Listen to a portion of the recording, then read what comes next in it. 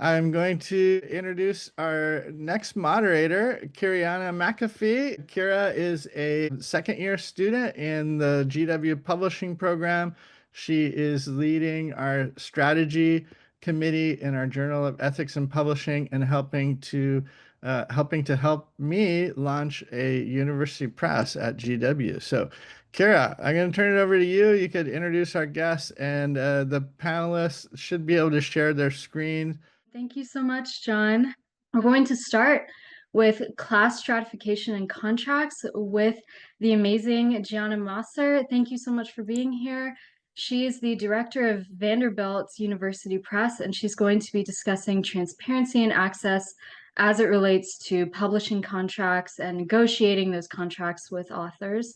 So, Gianna, the mic is yours for the next 15 minutes. Well, thank you to the organizers. Obviously, there's such an urgency right now about the conversations that you're having, and I'm just so proud to be in the space and learn from all of you.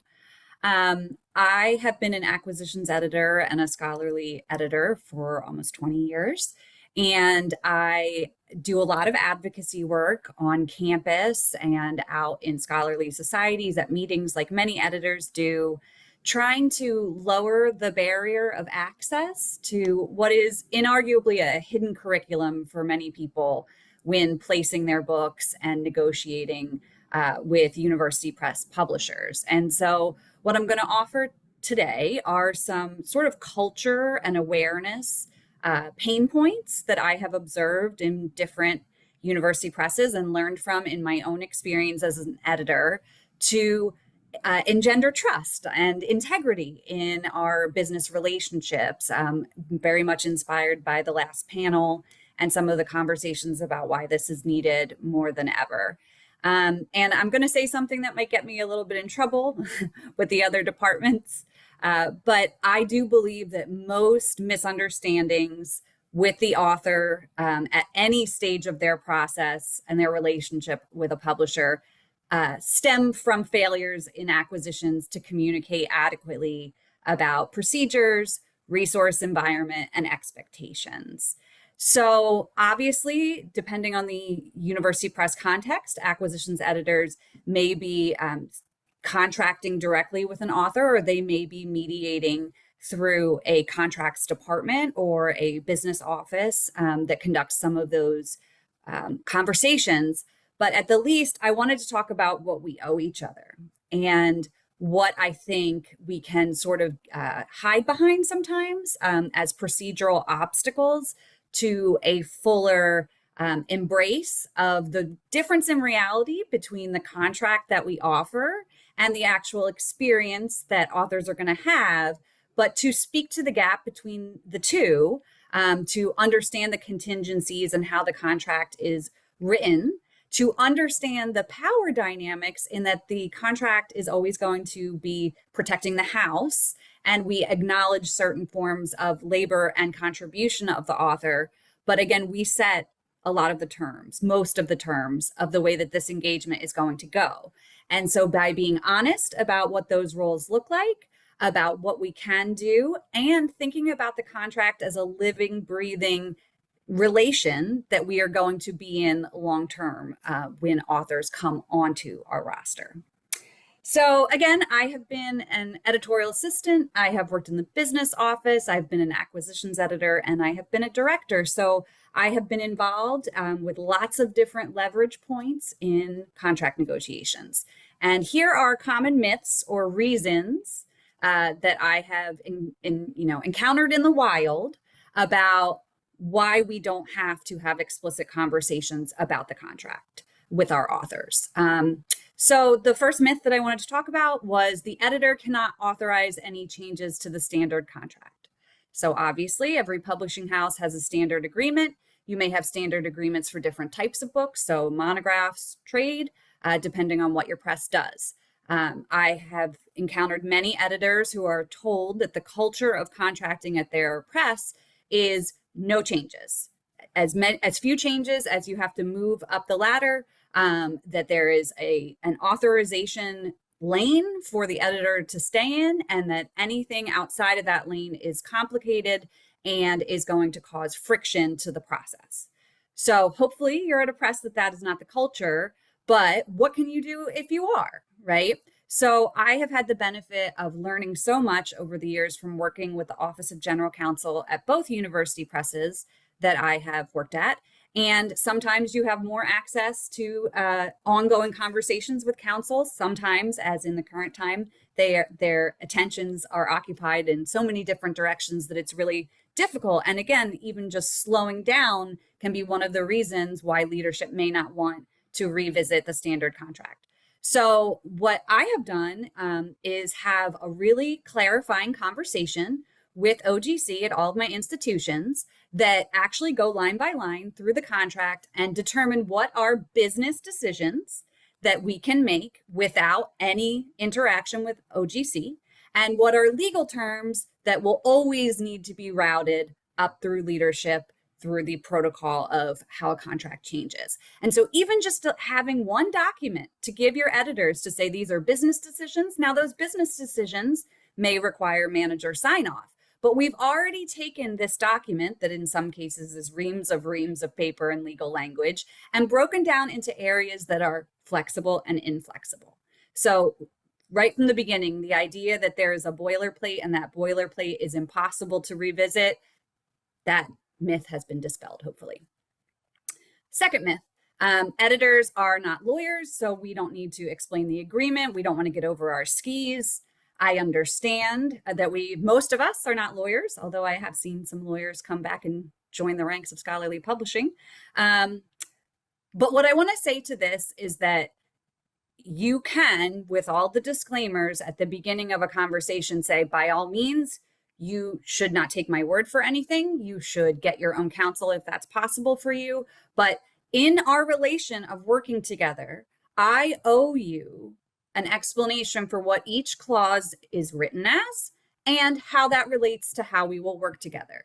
Again, the contract is protecting all contingencies. There's a lot of worst case scenarios. Depending on how the contract is written, your author could get the impression that they could be replaced, right? Or they could be eliminated from decision making if they are in breach in a variety of ways.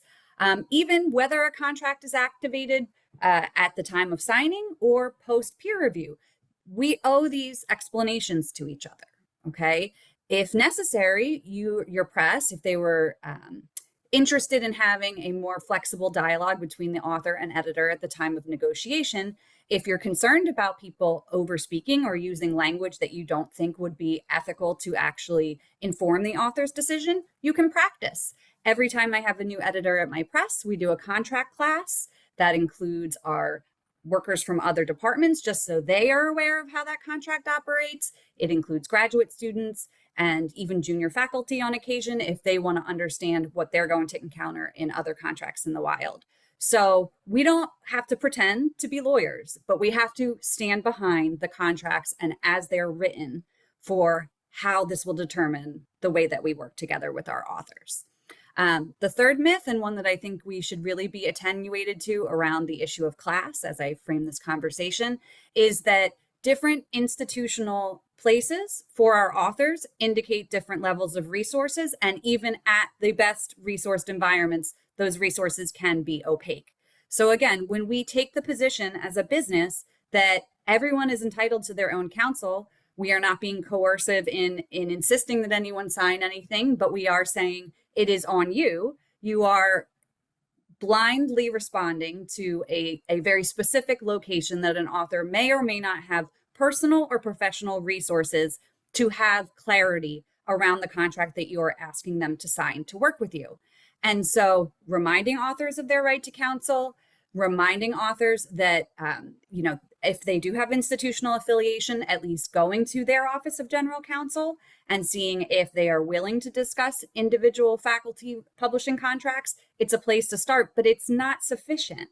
I don't think any of us would say, good luck with that. I'll just wait for you to come back and sign when you're ready, and feel comfortable that the author is going to understand everything about the commitment that they're making and the understanding of how this relationship will roll out across the infinite buckets that our projects have to move through in the publication timeline or even after publication.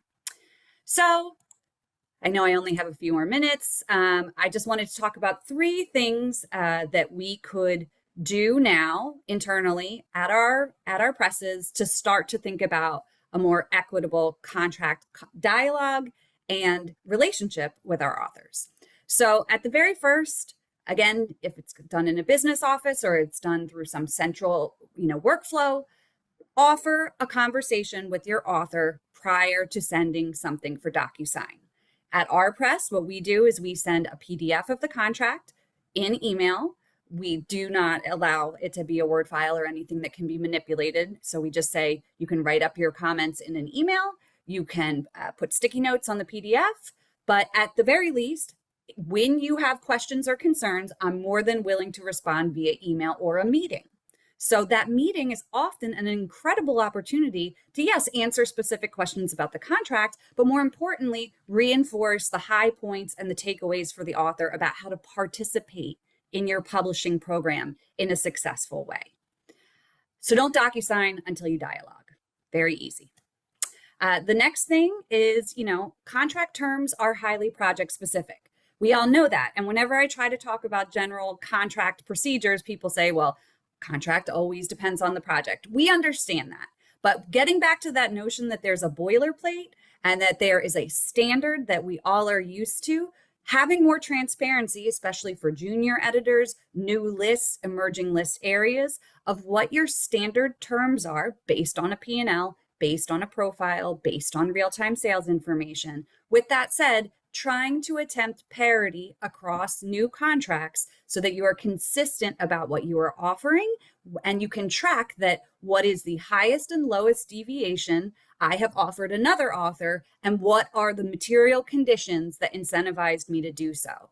Even just having that standard awareness of what you offer in different contexts will bring clarity to the implicit bias in the way that we offer contracts and think about opportunities, right? Who we think is a safe bet, who we think it's worth taking a risk on, all these things are highly subjective. And so even if it's done annually in a list review context, even if it's done by developing charts, editor by editor about what they've offered in their terms, start to cumulatively assess where your edge cases are and what motivated you to do so. So saying that contract terms are highly specific to the project is one way that we can avoid looking at the things that we have done as a business unit in a way that could spark change. And then finally, I am going to take a little bit of a stance on the option clause. An option clause is pretty common in university press agreements. It's not unique to university press agreements. It is a commitment for an author to offer first look, or in some cases, first option to publish to their existing publisher for their next work. And in some cases, an option clause indicates that the terms for that next project should be comparable to the terms in the current agreement.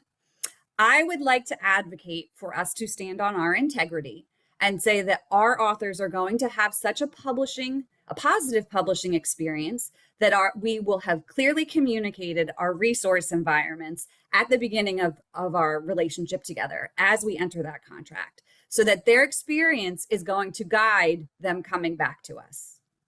Their experience is going to compel them to talk about how, the integrity of the press elevated the message of their book, the experience of making that book, and the material conditions that they had to bring to the book. And in doing so, you will not have a lack of projects in your pipeline. You will have people who choose to maintain a relationship with you as their publisher. I will say that in conversations with agents over the years, especially New York agents, the option clause has been litigated by much larger presses than most of us will ever work at. And it really is legally shaky ground to begin with. So one thing we can just do is preemptively take out the option clause from our standard agreements for scholarly books. And certainly I would argue potentially for trade, and aim to work to be the publisher that deserves our authors' commitments moving forward. They're not oracles. The project's needs might be different. even in a best case scenario, having an obligation built in so many years before the relationship's results have borne fruit in the book and the book's reception, to me is an uneven power disadvantage that we have continued for many years in our industry. So I don't want to take up too much more time. I look forward to hearing from the other publishers on the panel, and I look forward to questions at the end. Thank you so much, Gianna. I know that as a grad student, it can be overwhelming even just to learn about contracts in class, and as you say, navigating those infinite buckets and stages that a manuscript goes through. So really appreciate your thoughts today. As I said previously, if you have any questions, please put them in the Q&A, and we will address all questions for all the panelists at the very end. Let's move forward to Counting the Hands, Understanding Labor, Compensation, and Ethics in Library Publishing. We have several panelists who are going to talk to us, starting with Melissa Chim, the First Scholarly Communications Library with Excelsior University, Michelle Brailey, an open education librarian with the University of Alberta, Bailey Lake, Open Strategies Libraries with Eastern Kentucky University Libraries, Miranda Phair, who is with Publishing and Open Scholarship Librarian with Townsend University. And also I'd like to credit, even though she's not present today, Lauren Collister, who is the Research Engagement Manager with Invest in Open Infrastructure. These panelists are going to talk to us about the process and findings of a recent survey conducted in collaboration with the Library Publishing Coalition for the next 20 minutes, whenever you guys are ready. Thank you so much. A quick note that Bailey couldn't join us today either, but I am here with my colleagues, Michelle and Miranda, and so we'll talk to you a little bit about our survey today. So all of us here today are part of the Library Coalition's Staffing Survey Task Force. The Library Publishing Coalition is a nonprofit that focuses on library publishing. And so this staffing task force was created in 2024, and we are set to meet until 2026. Our mission was drafting and implementing a survey of library publishing programs focused on staffing. So far, our current progress to date is that we had created the survey. We did some testing, especially for accessibility. And so we finalized that survey, and then we sent it out into the world. We distributed not only to LPC members, but we also did it to other listservs such as ACRL, IFLA was another big one. And now we're at the stage where we have collected the data and we're starting to analyze it. And so we're going to have that report out by 2026 at the latest. Here's just a little bit more about the Library Publishing Coalition.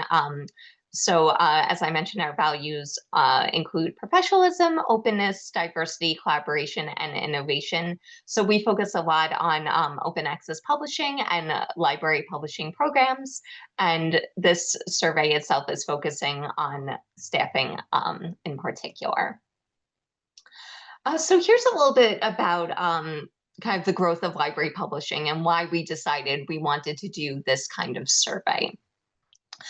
So the Library Publishing Coalition releases a directory survey. And so the directory has been around for 10 years already. So here is just a little bit of information about how library publishing has actually been growing. So back in 2014, the LPC had 116 responses from 5 countries.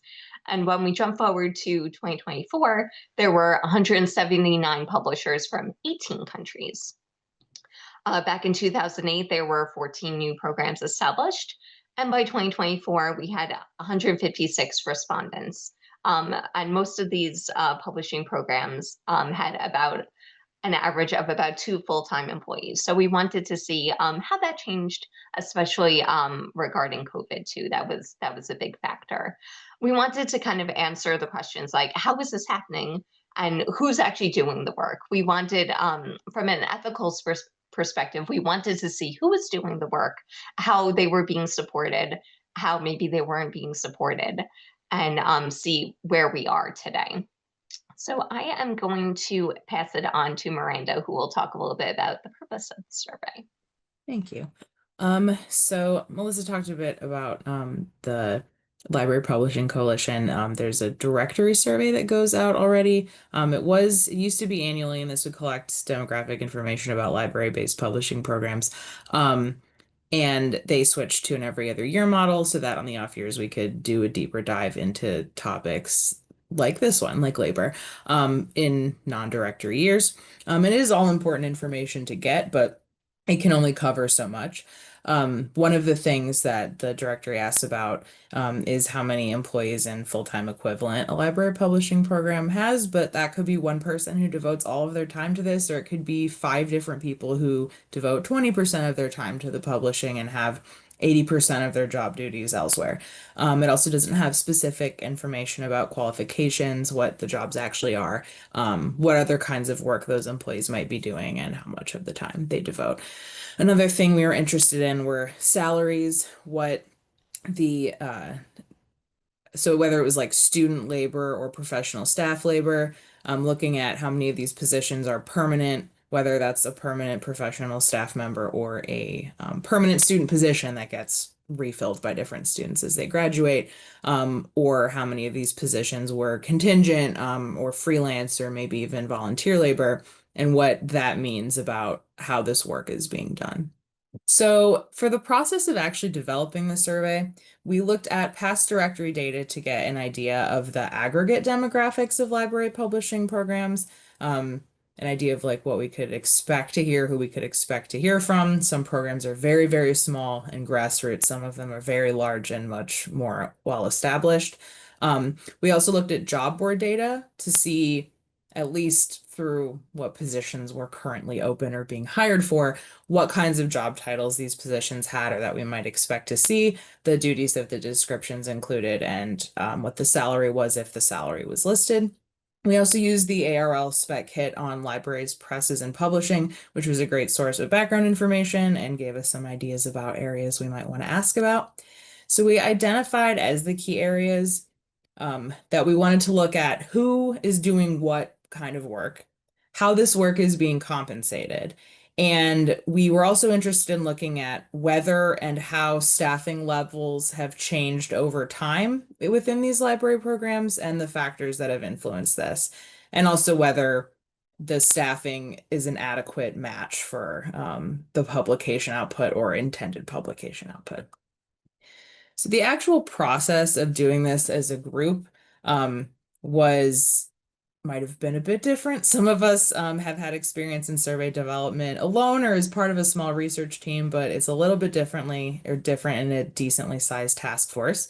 So we started by brainstorming a lot of questions. We identified which ones we felt were the most important and spoke to our key questions the best without making the survey overly long.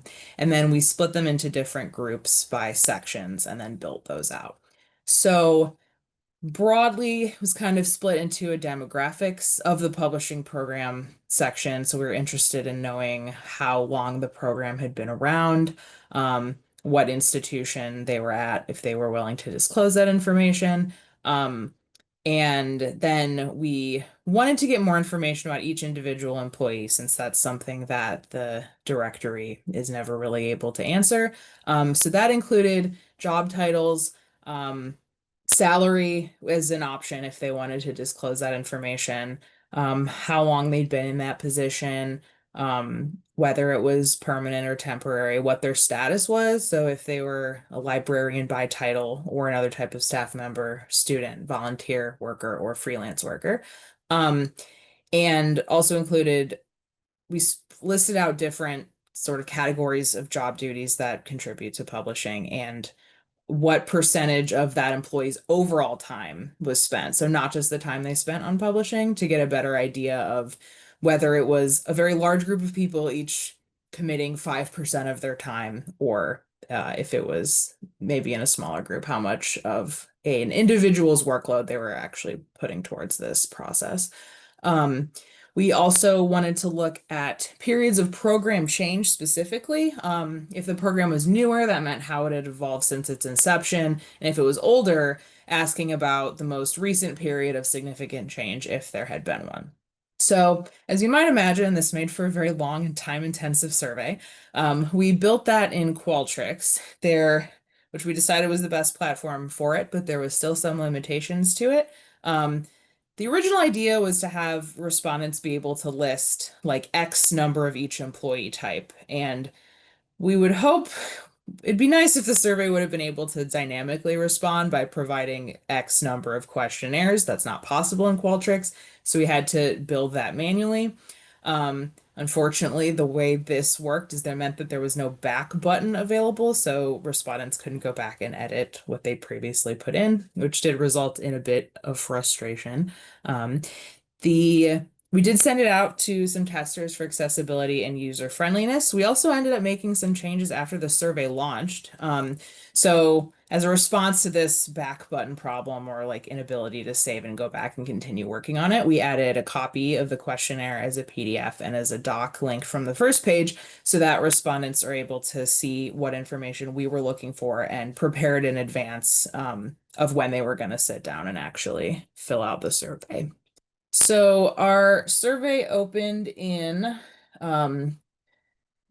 July of 2025. We originally had it for a month, but then we ended up extending it to 2 months because it was so intensive and we had a couple of requests to do so. Some of the programs are very large, so it would take a long time for a respondent to be able to fill it out.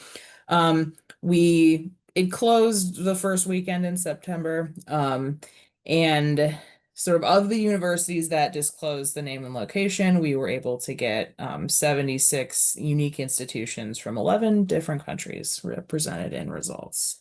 So I'm going to report on just some of the initial themes that we're seeing from the data.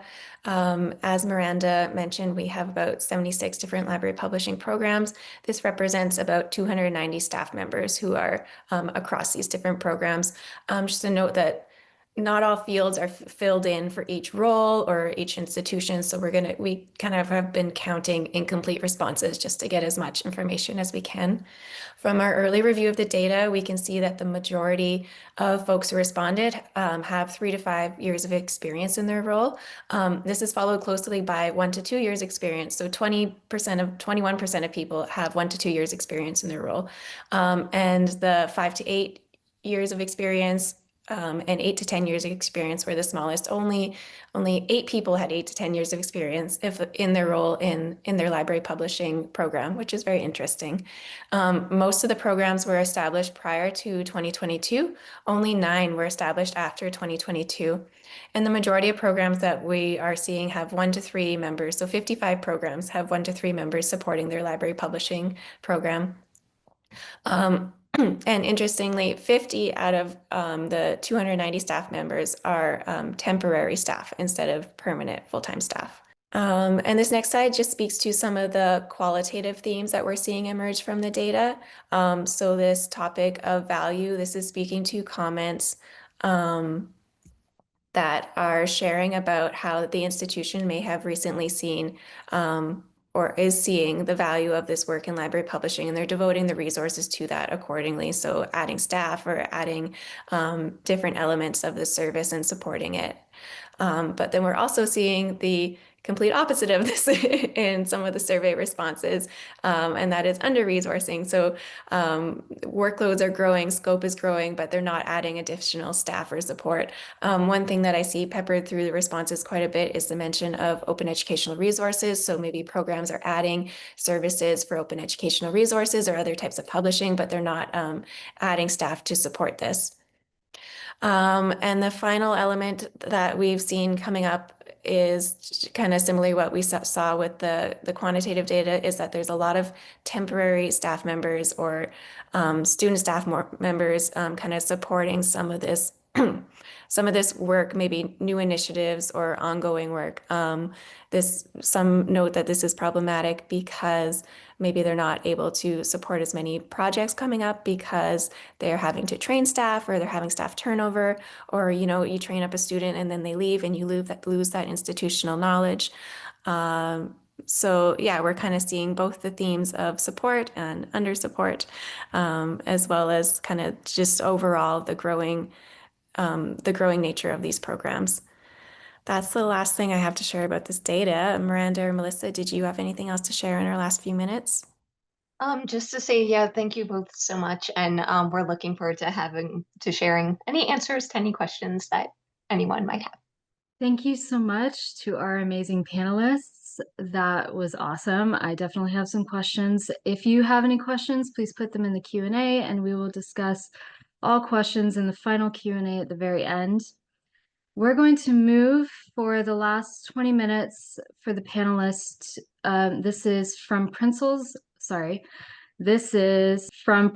to Practice, the implementation of the revised Anti-Racist Toolkit for Allies in Scholarly Publishing. We're going to hear from Faye DeBroux with Duke University Press, Nataliia, Kaliuzhna with the Leibniz Information Center, Damita Snow, who is with the American Society for Civil Engineers, and George Washington University's own Randy Townsend.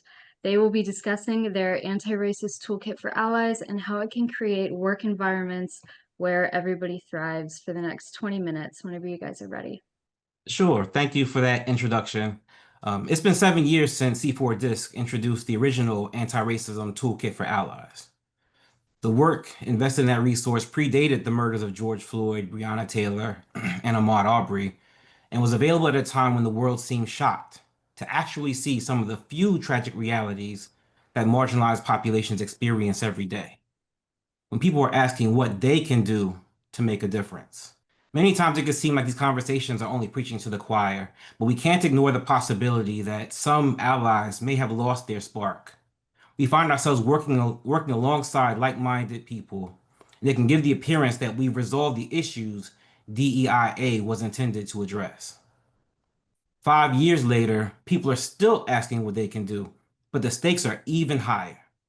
In the past year, we've witnessed companies abandon commitment, clearly written in invisible ink, rolling back policies without hesitation or resistance, research redacted to erase our existence, to undermine our significance. We're witnessing failures of leadership and in some cases, feel the sting that some of our coworkers may be silently or maybe not so silently celebrating. We need our allies, and this updated toolkit will help you help. It will show you how to show up. This is a brief overview of our presentation. I think many of us are feeling the intense impact of the political climate is having on scholarly communications. We will discuss the history of the toolkit and report on the progress of the revision. From there, we'll move on to the typology of allyship activities and conclude with the steps it takes to become an ally for anybody that's on the fence or wants to bring a friend. But first, I'm going to start with an introduction of allyship. A reminder to the choir of who we are as allies. Allies are people who recognize the unearned privilege they receive from society's privileging of whiteness, male gender, Christianity, heterosexuality, ableism, and other identities. People who take responsibility for advancing equity. When you hear the word ally throughout this presentation, I ask that you think of words like friend and partner. And when you hear allyship, please think of words like bravery and champion. I know many of you listening to my voice may not see yourself as a champion or hero, but trust me, when you're in a position to step out of your comfort zone, to stand up for others, I guarantee that you are somebody's hero. When you actively pursue the end of oppression to create spaces of equality and inclusion, to act for justice by centering marginalized voices, somebody sees you as a champion, and you're demonstrating bravery in those moments. Before I turn this presentation over to Faye, I invite everybody in attendance to take a brief 5-question poll. Your responses will help us understand DEIA perspectives and experiences among this community in today's environment.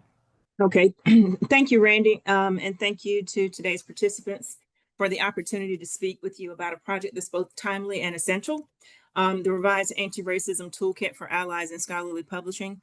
We find ourselves in a moment where academia is under increasing scrutiny.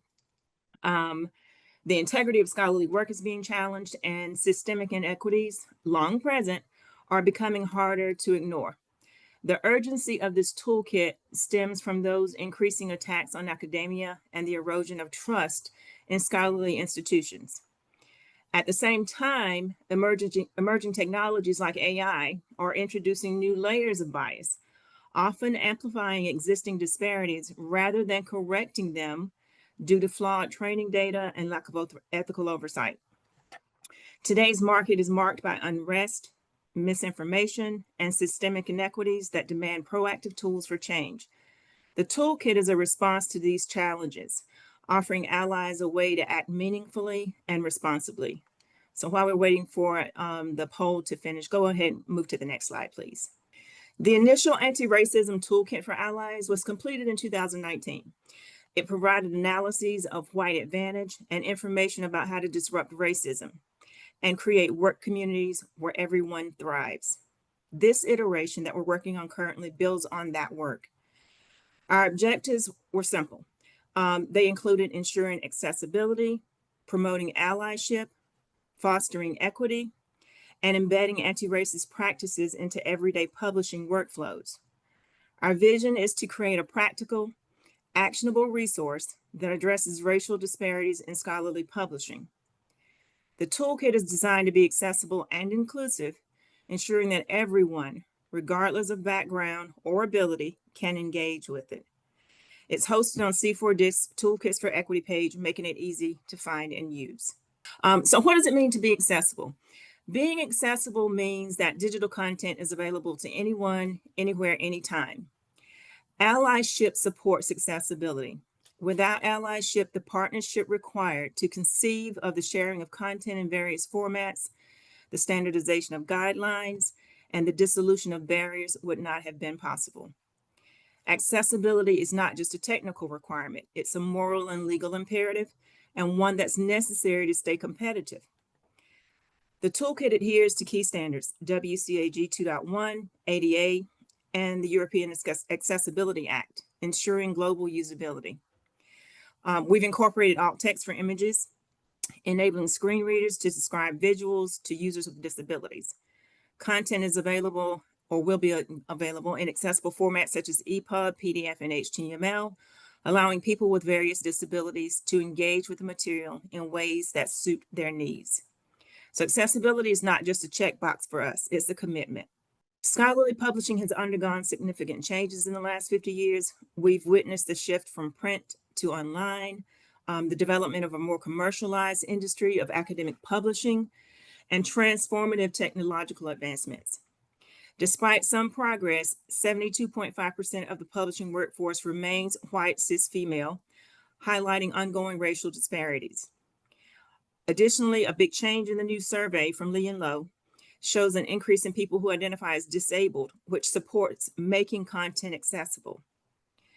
Research shows that scholars with non-Anglo names are less likely to be featured in media, reflecting implicit bias in visibility and recognition. And those from marginalized groups report less positive workplace experiences, underscoring the need for systemic change. These are not just statistics, they're signals that the publishing ecosystem is still far from equitable. The revised toolkit is our response. It's a resource for allies who want to do more than just acknowledge the problem. They want to be part of the solution. I invite you to explore it, use it, share it. You can find it at c4disc.org, Toolkits for Equity. So let's move from principles to practice together. And I still don't see okay, I see. Thank you so much. So the first question was about political pressure versus business priorities, really. So the majority of people, it looks like, believe we're caving to political pressure. And that's not surprising given the amount of media that we see each day coming from the administration. The second question, how concerned are you about the impact of DEI rollbacks on workplace inclusion? The majority of people are still very concerned about that, as we all should be. The third one, should organizations be legally required to maintain certain DEI standards? Excuse me. 68% say yes. You know, there is a law, DEI does not go against the civil rights laws, so that is not surprising either.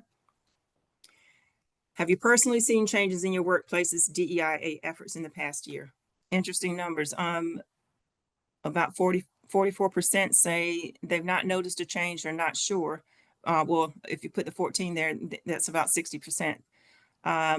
I'm not sure exactly what that means, that we've not noticed any changes, or maybe in this particular arena, where the places that we work, there haven't been changes in DEIA efforts, because the policies that we had in place before are still there. So maybe that's a good indication that people aren't caving to efforts to erase diversity.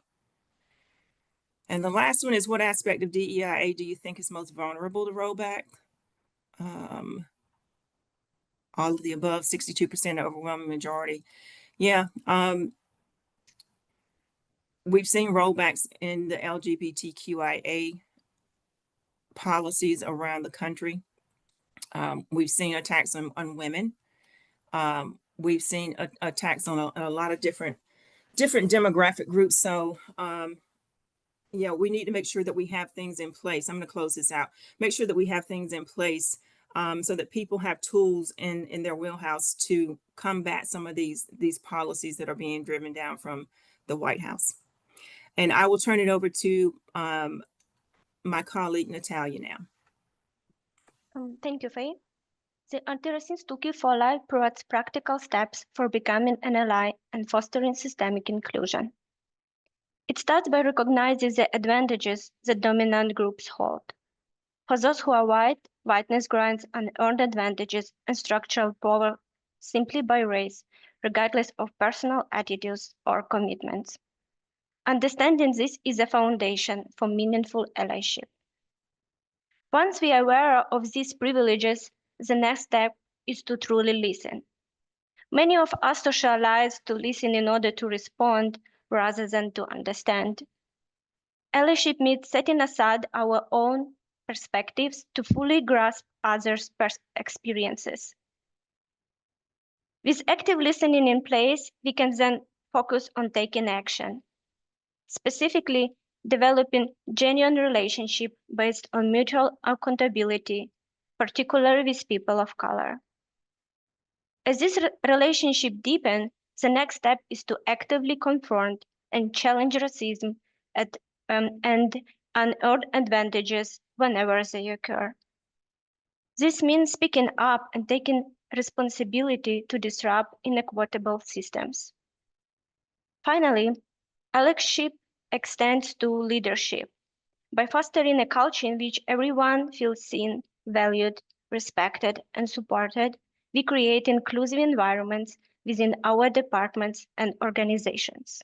Viewing allyship as a practice, researchers from University of British Columbia, Lucy De Souza and Tony Schmader, introduced two types of allyship: reactive allyship and proactive allyship. Reactive allyship is characterized by behaviors that addresses biases, prejudices, and discrimination in the moment. An example of such action would be a situation witnessing a colleague from an underrepresented group being interrupted or having their ideas constantly dismissed during a meeting. The ally can speak up in the moment to ensure that everyone's voice is heard. Proactive allyship, on the other hand, involves taking deliberate actions to prevent inequalities and support underrepresented or vulnerable individuals before problems occur. Proactive allyship works to create an inclusive environment and reduce the likelihood of biases or unfair treatment. A concrete example for proactive allyship are, for instance, mentorship and sponsorship, which support and promote people from underrepresented groups by guiding them, sharing opportunities, and recommending them for roles and projects. So I now will turn the floor over to Damita, who will share how her organization practices allyship. Hello, everyone. I'm going to speak briefly about the Publishing Pathways program at the American Society of Civil Engineers. I'll begin sharing why we created the program, followed by a brief overview, our evaluation methods, and our plans for moving forward. The program is a paid 8-week internship opportunity designed for students and recent graduates interested in scholarly publishing. The idea for the program came from a simple observation. Internships are usually unpaid, and therefore only those who can afford to work for free are able to obtain them. This inequity is cited in the first edition of the Antiracism Toolkit for Allies, and Publishers Weekly highlighted this issue in a 2016 article, Why is Publishing So White? There is also an article from earlier this year written by Row House Publishing on the lack of diversity in publishing and why it matters. It is often a privileged few who have access to these internships, while many talented Black and Brown students often struggle to secure the opportunities that connect classroom learning to real-world experience. At ASCE, we wanted to change that. Our program not only paid a fair wage, but also provided a meaningful entry point into the industry, and we were very intentional in our outreach. We were sure to include minority-serving institutions, whereas other organizations may not have that focus. While there was an educational component, the intern also contributed to the essential work that we needed done. To find candidates, we posted the position across a wide range of platforms, including career centers at community colleges. One company generously allowed us to post for free and provided outreach tools that allowed us to select only certain schools for distribution. We chose to post to every school, in their system, which was over 500. We determined that that was the most equitable way for us to do outreach. And we also noted that the position was in person. We didn't want to assume that students attending schools in other states, such as Georgia, weren't based in the DC area where ASCE is located. The intern we hired worked with all of our teams over the course of an 8-week program, rotating weekly through departments such as publications marketing, business operations, publishing technologies, and production. It was a structured full-time internship that included mentorship, project ownership, and weekly check-ins. We also hosted engaging learning events such as Ask Me Anything. They were sessions that we held both at the beginning of the internship and at the end. During those hour-long meetings, staff gathered online, and the intern could ask anything they wanted. It was interesting to see how the questions evolved from the start of the program to the conclusion. To assess the program's effectiveness, we used a combination of qualitative and quantitative feedback. Both the intern and each team lead completed surveys at the end of the program. Our goal was to identify areas for improvement and refine the experience for future participants. Fortunately, the feedback was overwhelmingly positive, and any adjustments moving forward will be minor. We tracked metrics such as project completion time, the level of engagement, and overall satisfaction. To ensure fairness and candor, we asked that the intern complete their evaluation after the program concluded, so that the responses wouldn't be influenced by the experience that was still unfolding. The program taught us a great deal about mentorship, emerging talent, and the impact of investing early. We're planning to expand on the program next year, meaning we may include hybrid components, increase our in-office staff, and allow deeper integration into additional projects. If you're considering launching a similar program, I'm happy to share our resources and lessons learned. That was a very quick overview, but creating this internship program has been one of the most rewarding work experiences I've ever had. It reminded me that just a few weeks can make such a difference in someone's career path. I certainly hope that we made that kind of difference the first time and that we will continue to do so. Thank you so much for allowing me to share a little bit about some of the work that we're doing at ASCE. And with that, I'm going to turn it over to Nataliia. Next. Yeah, thank you, Damita. Absolutely. We see this toolkit as a living document. And to reach a broader audience in the future, we plan to create an audiobook, translate it into other languages, and develop micro-learning models to further support accessibility and engagement. That was a short overview about the ongoing work. So thank you everyone for your time and attention today. And if you have any questions, please reach out to us. We would like to continue the conversation. All the resources which we used in preparation of this presentation are referenced in our slides, which will be published shortly after the conference, so you will have an opportunity to get more details. Thank you, everyone, and we are ready for questions if you have any. Thank you so much, panelists, for those enlightening words. We do have one question in the Q&A from Steph, and I'll go ahead and read it for you. She says, sometimes I struggle with standing up for someone versus speaking for someone. I'm not always sure if, for example, someone would appreciate me saying something in the moment, or if that would make things worse. And people can have different preferences. And if I know them well, then that's different since I'm familiar what would be helpful versus what would be interfering. So does any of the panelists have any thoughts for Steph on how they can, navigate that difficult situation? I have a couple of thoughts to get this party started.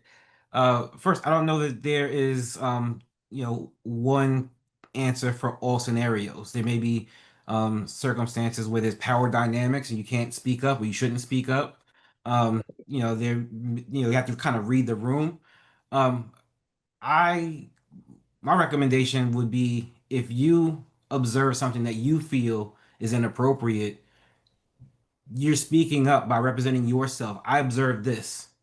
And you're not necessarily speaking for somebody, you're taking the power away from them, but you are capturing the moment and saying, I don't think that this is appropriate or reflects the culture that we want to have, or we want to run the meeting this kind of way, or this is inconsistent with our code of conduct for the way we run our meetings.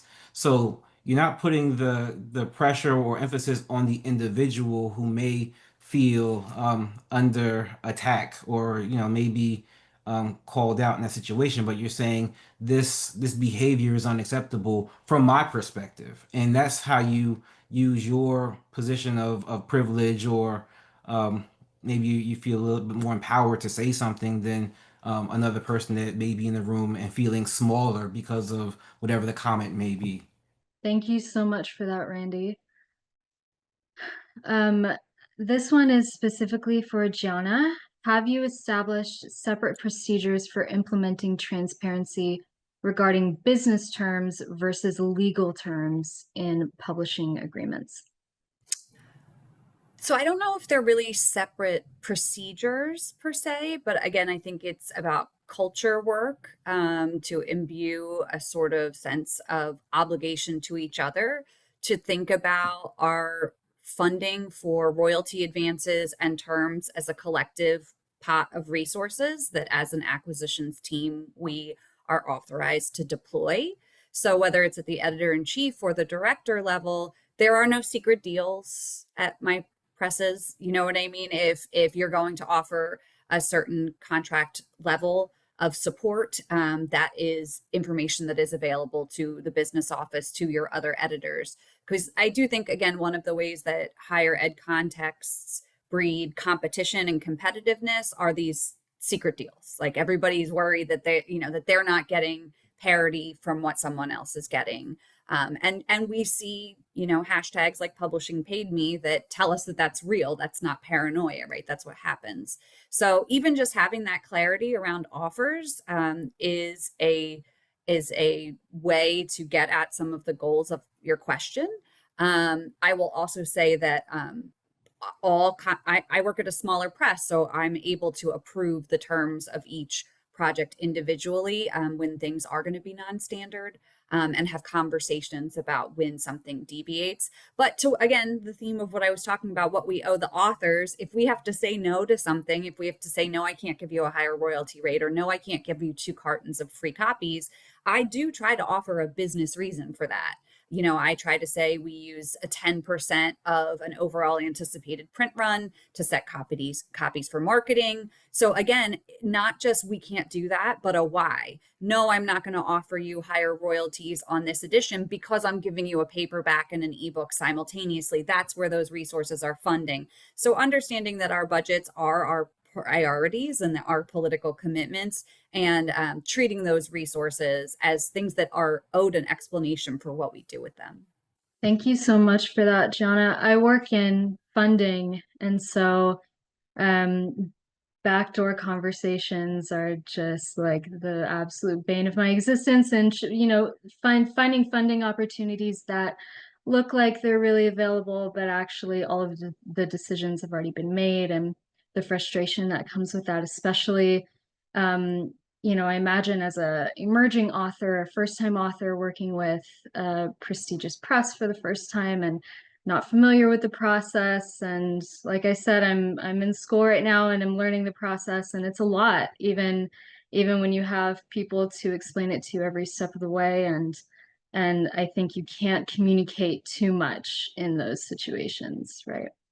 Okay, I'd like to ask one of my own questions if people are being mic shy. We touched on this a little bit. This is for the anti-racist toolkit panelists. You touched on this a little bit about, you know, going through these pretty shocking stats. I guess my initial feeling is always that, like, haven't we evolved past these things yet, or hasn't the progress already been made yet? But clearly, as you say, these very recent stats show that there's still a lot of progress to be made. You touched on this a little bit, but if there's anything that you can elaborate on how to encourage non-white students to pursue publishing specifically in their education pathways, I'd be really interested to hear about that. Randy, you might want to take that part about the publishing pathways because you are in a publishing program. I will say about the study, it was interesting, this Lee and Low book study, and there's another study that's the diversity baseline study. They kind of sync up with one another in that there has been some progress. 5 years ago is when these studies were done, and they do them about every 5 years. 5 years ago when these studies were conducted, the sample sizes showed about 78% of publishing was white, cisgender, female. And so now to be at 72.5%, there has been some change. And I don't know if that's because the way that people are self-identifying now, because some of the numbers moved up for like multiracial. So, you know, when you start digging into these numbers, you don't know how some people are identifying, but the numbers themselves are going in a way that's showing some progress with that. The numbers for disability, people who identify as disabled, have gone up about 8% since the last time the surveys were done. And it was another interesting thing because the population study for Lee and Low books was, you know, tens of thousands, and the one for the baseline survey was a little bit smaller, and the numbers were so in sync with one another. So regardless of the sample size, the numbers still bore out. Randy, did you want to jump in? Go ahead, Damita. I'll jump in after you. Okay. I can share, you know, in the chat, I see a question here from Hannah. And she's stating that maybe you're asking the wrong question. It's not that people aren't interested in being in the industry, it's just that the pathways aren't there. You know, I mentioned our and also in the chat, I mentioned our Pathways to Inclusive Publishing Summit. Some of the things that we're doing within ASCE are based on some surveys that we've done. We had a journals equity audit to see where we may have a lack of representation on our editorial boards. And so what we're doing is we are allowing our authors to submit journal abstracts in their first language to increase that representation and let people know, you know what, we understand that English is the language of research, but we also want you to submit in your first language. And the other thing that we're doing is also allowing our authors to record their name so that people are pronouncing it correctly, you know, have that level of respect within the industry. And, you know, I mentioned our internship, increasing our outreach methods. I think you know, I certainly think you have to be intentional and have a alternative ways of allowing people into the industry, you know, change the language in your job descriptions, change where you post your job descriptions. You know, a lot of folks don't think about community colleges as a way to uh, you know, look for staff. But you know, the old way of doing things is not working anymore. We need to be more creative and soliciting staffers, authors, reviewers, etc. So we have to have that mindset of talking to others and finding out what they're doing, break out of your usual routine, so to speak. And there are folks out there, we just need to, you know, sometimes you just need to ask. and talk and sponsor people, because a lot of folks don't know that this is an industry that's there for them. I mean, I think a lot of us in this industry can say we fell into it. I certainly fell into it for sure. Randy, I'm going to go ahead and turn it over to you. I have a lot to say, but we don't have a lot of time. Yeah, just a couple of things come to mind, and I'll start with representation. Really matters. And I'll start there, but then I'll move to, and I'll come back to that point. Um, the numbers speak for themselves, honestly. And in the program, the publishing program, and in my class in particular, I always show my students, look, these are the numbers. This is what we're working with. These are the numbers 5 years ago. And where you might see progress in certain areas, you don't necessarily see progress in other areas. So, as publishing professionals, as students coming into the program and, thinking about their future and the impact they can have, them being aware of what's happening and what it looks like and seeing, making up for themselves in their mind, is this a problem? How can I contribute to making improvements? Do I have a role? That's extremely important in terms of progression in this particular program and in the way that I teach it.